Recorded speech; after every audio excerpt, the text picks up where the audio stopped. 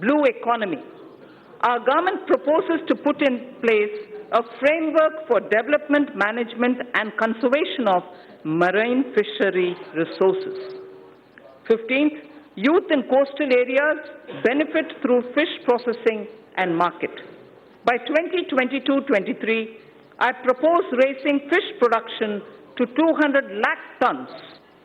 Propose raising fish production to 200 lakh tons. Growing of algae, seaweed and cage culture will also be promoted. So this coming point is very important. Our government will involve youth in fishery extension work through 3,477 Sagar Mitras and 500 fish farmer producer organizations.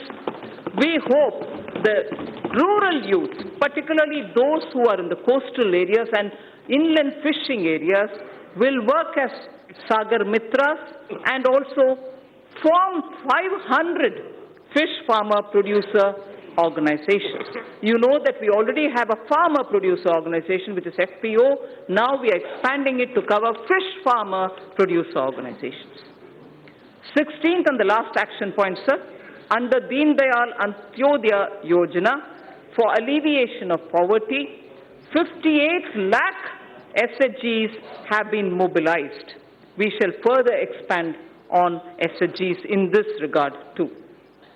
Now, for the fund allocation, for the 16 different steps that I have announced, they are being stated under two broad categories. They are being stated under two broad categories. For the sector comprising of agriculture, allied activities, irrigation and rural development, an allocation of 2.83 lakh crores has been made for 2020-21, and it is divided, among other things, for agriculture, irrigation and allied activities, 1.6 lakh crores. For rural development and Panchayati Raj, 1.23 lakh crores. Both put together, it is about 1.73 lakh, 2.8 lakh, 83 lakh crores, 2.83 lakh crores. Wellness and water and sanitation is the second under Aspirational India. I said my three themes: Aspirational India, economic development and caring society. Under each, I state three which contain specific programs. Aspirational India, already I've mentioned about the rural development and so on. Now I talk of wellness, water and sanitation. We have a holistic vision of healthcare that translates into wellness for citizens. Mission Indradhanush has been expanded to cover 12 such diseases, including 5 new vaccines. Fit India movement is a vital part of fight against non-communicable diseases coming out of lifestyle issues. A very focused Safe Water Jal Jeevan mission and comprehensive sanitation program Swachh Bharat mission have been launched to support the health vision that would reduce the disease burden on the poor. Presently, under PM Jan Arogya Yojana, there are more than 20,000 empaneled hospitals who help in Ayushman Bharat. We need more such hospitals to be empaneled in Tier 2 and Tier 3 cities for poor people in these areas to benefit from them.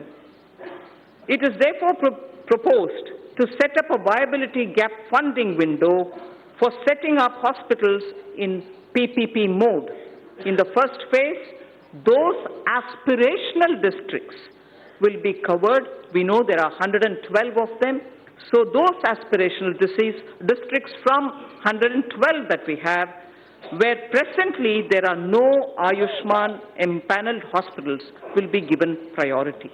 So from 112 of aspirational districts, those which don't have an empaneled hospital for Ayushman treatments will be given the first priority, so that in Tier 2 and Tier 3, we have more such hospitals. This would also provide large-scale employment opportunities to youth. Proceeds from taxes on medical devices. This is very interesting. It has a bearing on what I will be saying during taxation, the Part B. Proceeds from taxes on medical devices would be used to support this vital health infrastructure which will get built in the aspirational districts.